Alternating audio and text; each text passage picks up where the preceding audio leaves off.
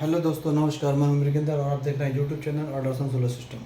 तो हमारा जो टॉपिक था नेट मीटर और ग्रॉस मीटर के बारे में, तो हम अभी नेट मीटर डिस्कस कर चुके थे कि नेट मीटर होता क्या है और हर एक स्टेट की जो पॉलिसी होती है वो क्या होती है।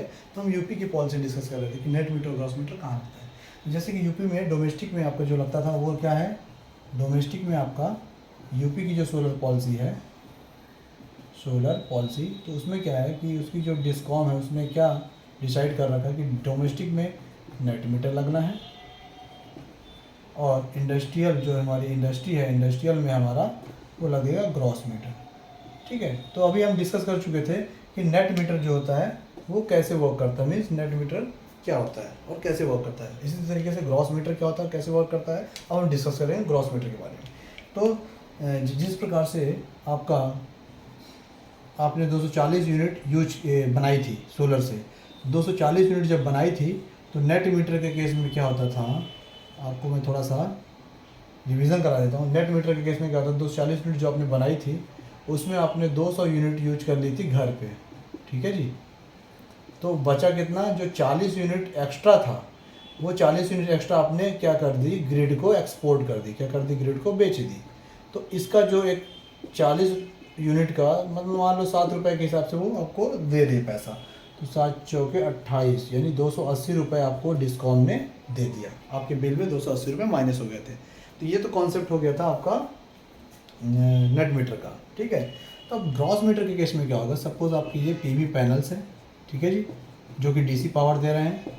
ये आपका इन्वर्टर है, इन्वर्टर आपको डीसी के पावर का एसी पावर में बदल रहा है। ये आपका सोलर मीटर है जिसको हम जनरेशन मीटर बोलते हैं। तो 240 यूनिट बनी तो यहाँ रिकॉर्ड हो जाएगी। ठीक है, इसके बाद आपका यहाँ पास ये आपका घर है, होम है, एलटी पैनल इसके अंदर। फिर इसके बाद आपका यहाँ पास क्या लग गया, ये ग्रॉस मीटर। क्या लग गया आपका, ग्रॉस मीटर। ग्रॉस मीटर से आपका जो कनेक्शन है वो कहाँ चला गया है, पोल में, मीन्स ग्रिड में। ठीक है जी, डिस्कॉम को, इसको डिस्कॉम भी बोलते हैं। ठीक है, तो इस तरीके से अब ग्रॉस मीटर में क्या होता है, सपोज आपकी जो 240 यूनिट यहाँ पास बनी है, 240 यूनिट बनी है, तो ये सारी जो पावर है वो डायरेक्ट कहाँ चली जाएगी, आपकी ग्रॉस मीटर के थ्रू आपकी चली जाएगी ग्रिड को, मीन्स डिस्कॉम को चली जाएगी। मतलब आपने सोलर से जो बिजली बनाई 240 यूनिट वो चली गई डिस्कॉम को डायरेक्ट ग्रॉस मीटर के थ्रू, यहाँ रिकॉर्ड हो गया। ठीक है जी, अब क्या होगा कि गवर्नमेंट या डिस्कॉम आपको क्या करेगी, आपने जो बिजली 240 यूनिट बनाई है उस 240 यूनिट का आपको उस गवर्नमेंट क्या करेगी, डिस्कॉम एक रेट डिसाइड करती है, 2.5 रुपये 3 रुपये जो भी वो डिसाइड करेगी। मतलब सोलर से जो भी आप बिजली बनाएंगे उसका एक वो रेट डिसाइड कर देगी।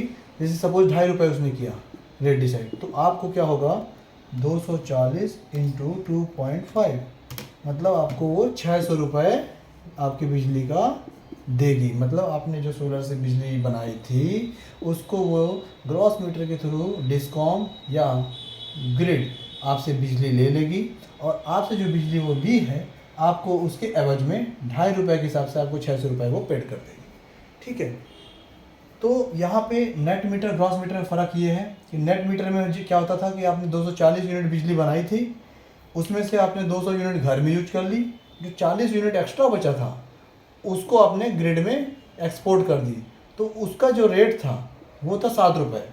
ठीक है, मतलब आप ग्रिड से, आप डिस्कॉम से जो बिजली ले रहे हैं वो आपको महंगी मिल रही है, और है ना। तो नेट मीटर के केस में तो आपको 7 रुपये वो दे देते थे जो जो जितनी पावर एक्सपोर्ट होती थी। लेकिन जो ग्रॉस मीटर का कॉन्सेप्ट था, ग्रॉस मीटर, ठीक है जी, जो ग्रॉस मीटर का केस था, ग्रॉस मीटर के केस में क्या होता है कि जितनी बिजली 240 बनी वो सारी बिजली ग्रॉस मीटर के थ्रू ग्रिड को चली गई। उस 240 यूनिट का आपको गवर्नमेंट जो ग्रिड है वो 2.5 रुपये के हिसाब से आपको पैसे देगी, यानी इसमें हमको लॉस हो रहा है, ग्रॉस मीटर केस में हमें लॉस हो रहा है। ठीक है, तो 600 रुपये आपको दी है। ठीक है, तो अगर आप ग्रिड से जब बिजली लेंगे तो वो 7 रुपये के रेट से लेगी, आपको 7 रुपये का रेट चार्ज करेगी ग्रिड। मतलब जितनी भी बिजली आप यूज करोगे उसका वो 7 रुपये के हिसाब से आपसे बिल लेगी। और जो हम सोलर से बिजली बना के दे रहे हैं तो ग्रॉस मीटर के केस में क्या होगा, वो हमें 2.5 रुपये के हिसाब से उसके पैसे देगी। तो इस तरीके से हम देखें अगर नेट मीटर और ग्रॉस मीटर के केस में, नेट मीटर में हमें ज़्यादा फ़ायदा है और ग्रॉस मीटर में हमें कोई फ़ायदा नहीं है। तो कई सारे जो इंडस्ट्रीज़ वाले हैं वो यही कहते हैं कि ₹2.5 में हमें क्या बचेगा, हम प्लांट फिर लगवा ही क्यों रहे हैं। तो ये जो गवर्नमेंट की जो अलग अलग पॉलिसीज़ होती हैं नेट मीटर को लेकर के, ग्रॉस मीटर को लेकर के, कि मीटर कौन सा लगाएं, तो नेट मीटर और ग्रॉस मीटर के केस में जैसे यूपी में है, तो यूपी में लोग घरों में लोग नेट मीटर लगाएं, तो यहाँ तो फ़ायदा है, लोग लगवाते हैं। और इंडस्ट्रियल में ग्रॉस मीटर लगता है, तो वहाँ पे लोग ग्रॉस मीटर नहीं लगवाते हैं।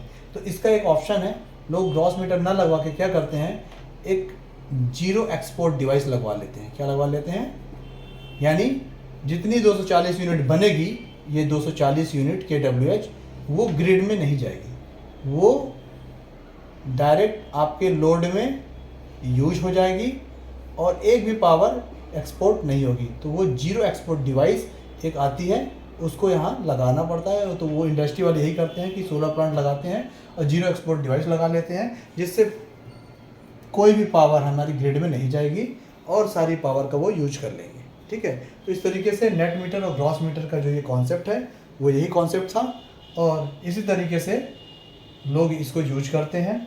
ज़्यादातर स्टेटों में नेट मीटरिंग, डोमेस्टिक और इंडस्ट्रियल दोनों में नेट मीटरिंग है, तो उनके लिए बेनिफिशियल है। जहाँ नेट मीटरिंग और ग्रॉस मीटरिंग दोनों मतलब नहीं है, सपोज नेट मीटरिंग डोमेस्टिक में है यूपी में और इंडस्ट्रियल में ग्रॉस मीटरिंग है, तो लोग जीरो एक्सपोर्ट डिवाइस लगा लेते हैं, ग्रॉस मीटर नहीं लगाते क्योंकि उनको घाटा है।